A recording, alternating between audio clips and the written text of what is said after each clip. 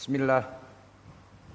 Innal hamdalillah nahmaduhu wa nasta'inuhu wa nastaghfiruh wa na'udzu billahi min shururi anfusina wa min sayyiati a'malina may yahdihillahu fala mudhillalah wa may yudlil fala hadiyalah wa asyhadu an la ilaha illallah wahdahu la syarikalah wa asyhadu anna Muhammadan abduhu wa rasuluh, amma ba'du.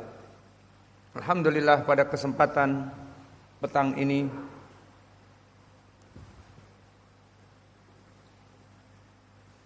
tanggal 31 atau 1 April 1 April 2022 bertepatan dengan malam ke-30, yang mana petang ini kita menunggu khobar isbat penetapan masuknya bulan Ramadan.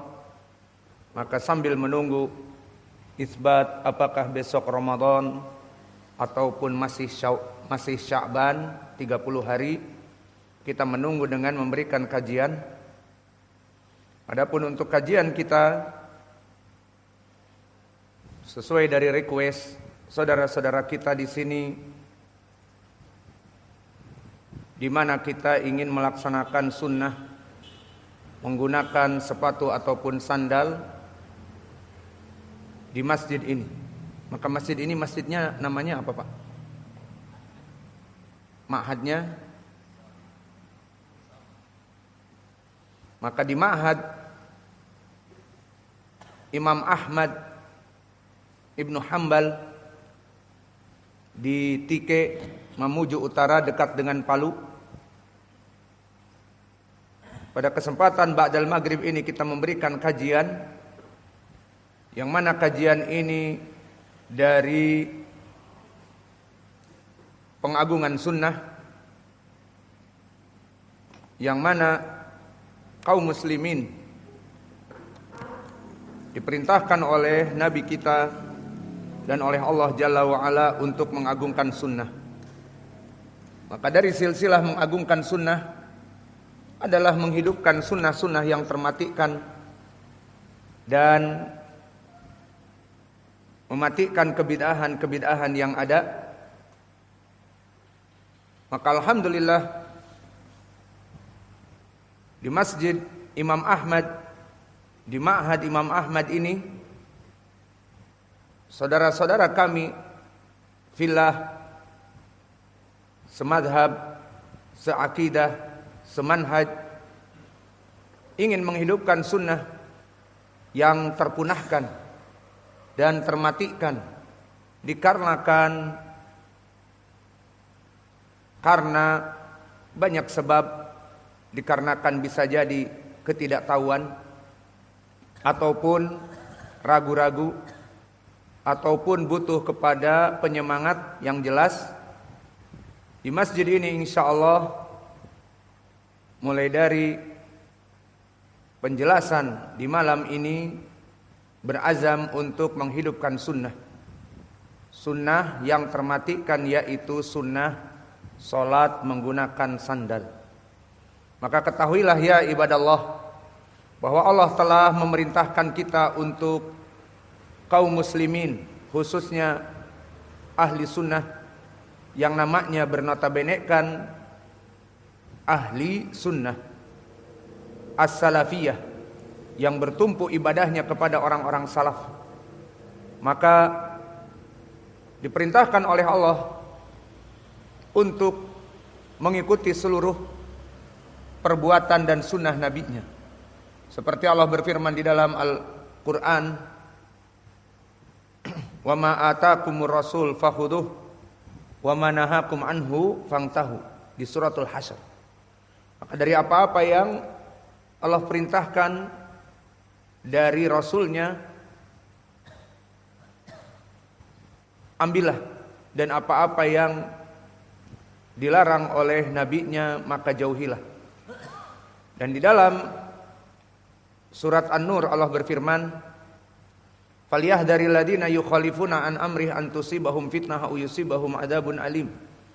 Maka beware, caution, hati-hati bagi mereka orang-orang yang menyelisihi sunnahku, kata Allah, sunnah nabiku, kata Allah, maka aku akan memberikan fitnah dan memberikan adab yang perih dan pedih.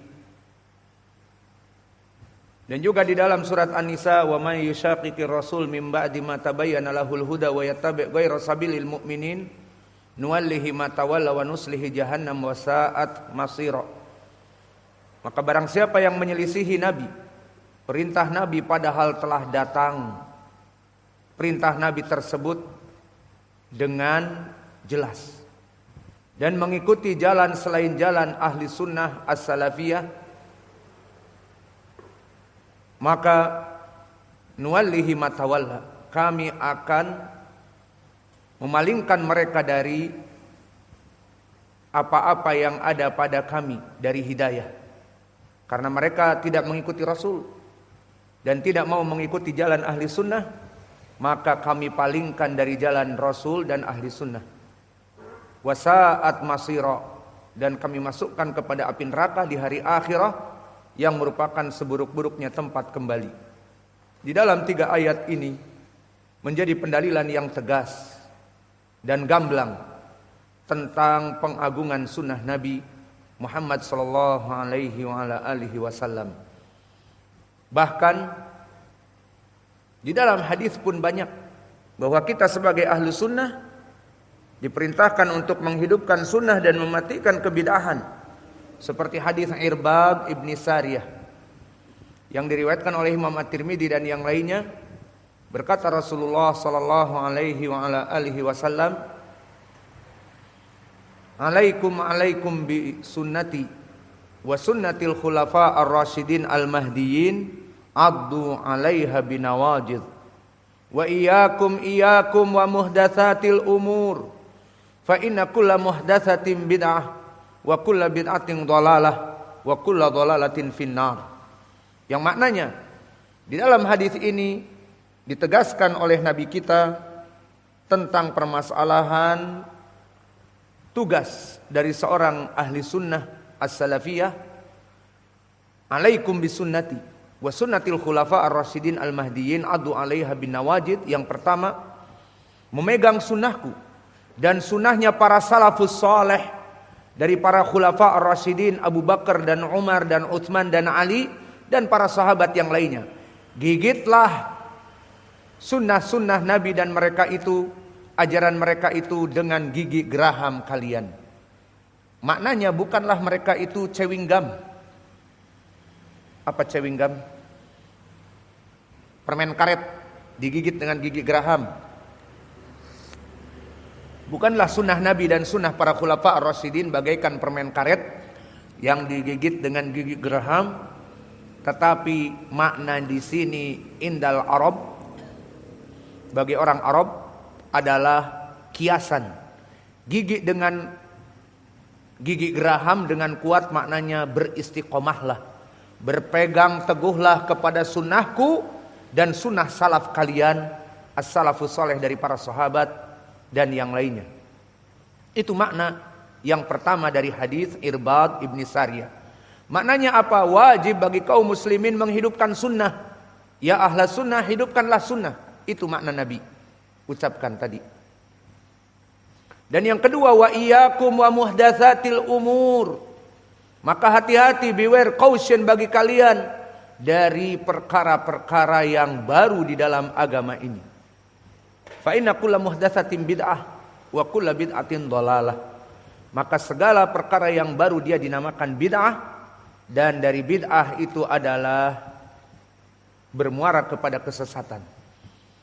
Hadis ini barakallahu fikum diriwayatkan oleh Imam Abu Daud dan Imam Ibnu Majah dari 2 jalan, dari Hujr ibnu Hujr yang dhaif karena majhul, dan yang kedua dari Abdurrahman ibnu Amr as-Sulami yang juga majhul.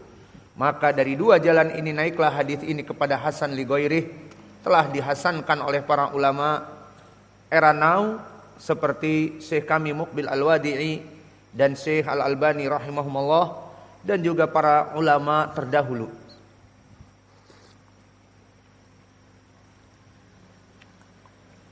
Dan bahkan di dalam hadis yang lain Diriwayatkan oleh Imam Muslim dari Jabir bin Abdullah, Nabi Muhammad sallallahu alaihi wasallam bersabda dengan makna hadis Irbad, fa inna khairal huda hadyu Muhammadin sallallahu alaihi wasallam wa syarrul umur muhdatsatuha fa inna kulla muhdatsatin bid'ah wa kulla bid'atin dhalalah wa kulla dhalalatin finnar. Maka sebaik-baiknya petunjuk adalah petunjuk Nabi Muhammad sallallahu alaihi wasallam. Dan seburuk-buruknya perkara yang wajib dijauhi oleh ahli sunnah kaum muslimin adalah perkara kebid'ahan, perkara yang diada-adakan, perkara yang baru. Karena perkara yang baru menyebabkan masuk kepada kebid'ahan, dan kebid'ahan menyebabkan kepada kesesatan. Maka inilah dari adillah Al-Quran dan Sunnah bahwa kita sebagai kaum muslimin umumnya dan ahli sunnah khususnya, wajib bagi kita untuk menghidupkan sunnah-sunnah yang termatikan dan terpunahkan untuk dilestarikan kembali. Maka dari sunnah-sunnah yang termatikan barakallahu fikum adalah salat menggunakan sandal. Telah disyariatkan oleh Nabi kita dan Allah Jalla wa'ala. Di dalam hadis diriwayatkan oleh Imam Abi Daud dan yang lainnya, berkata Rasulullah sallallahu alaihi wasallam, "Sallu fi ni'alikum khaliful yahud." Di riwayat wan nasara. Maka selisihilah orang-orang Yahudi, dan di riwayat An-Nasara dalam peribadatan salat mereka, sallu fi ni'alikum, menyelisihi mereka dengan salat dengan sandal dan sepatu kalian. Hadis ini jelas, gamblang, dan bahkan di sini dari segi i'rab ilmu lughatil arabiyah, kalimat sallu fi ni'alikum, sallu i'rabnya fi'lun amr. Dan di ilmi usulil fiqh, fi'lun amr memberikan makna wajib asalnya. Maka kalau begitu kita terjemahkan di sini sama. Sallu fi ni'alikum asalnya adalah wajib bagi kalian kaum muslimin untuk salat dengan sandal-sandal dan sepatu-sepatu kalian. Ini asal dari perintah. Lalu kita katakan hadis ini bukan wajib. Kenapa? Ada pemalingnya? Naam. Asal dari perintah dia adalah wajib. Namun jika ada pemalingnya bahwa itu perkara yang sunnah, maka akan menjadi hukumnya turun dari kewajiban menjadi sunnah. Lalu mana pendalilan bahwa salat menggunakan sandal hukumnya bukan wajib padahal dia perintah dengan lafaz sallu, salatlah kalian dengan sandal-sandal kalian? Sharifnya ataupun pemalingnya dari kewajiban menjadi sunnah, hadis yang muttafaqun alaih dari Anas ibnu Malik.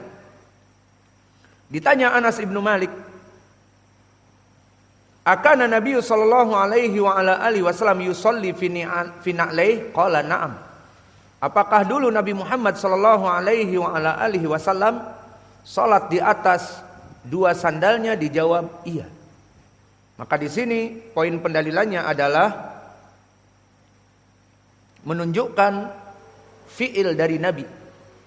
Apakah dulu Nabi menggunakan sandal di saat sholat? Iya. Maka fi'il perbuatan Nabi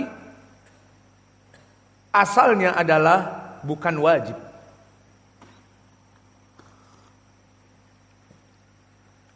Maka dari sini pendalilan juga bahwa Nabi dulu menggunakan sandal di saat sholat, di mana Anas ditanya, kamu mempersaksikan dulu Nabi sholat dengan sandal? Dijawab iya. Dan Anas adalah pembantu Nabi yang hidup banyak duduk bersama Nabi, dia mempersaksikan Nabi sholat menggunakan sandal. Baik di masjid berjamaah ataupun di rumahnya dalam keadaan nafilah sunnah, semuanya menggunakan sandal. Dan juga dari pemaling, dari kewajiban yang merupakan ini adalah menunjukkan sunnah yang sudah termatikan juga. Di sana hadis yang diriwayatkan oleh Amr ibn Shu'aib an abihi an jiddih, yang mana diriwayatkan oleh Imam Abi Daud dan Ibnu Majah serta Imam Imam Ahmad dari jalan Amr ibn Shu'aib an abihi an jiddih. Maka riwayat Amr ibn Shu'aib an abihi an jiddih riwayat yang hasanah. Maka sanad ini sanad yang hasan. Sanad ini sanad yang hasan, bisa dijadikan pendalilan. Bagaimana lafadznya? Berkata Abdullah bin Amr bin al-As, seorang sahabi, ra'aitu Rasulullah sallallahu alaihi wa ala alihi wasallam yusalli hafiyan wa munta'ila.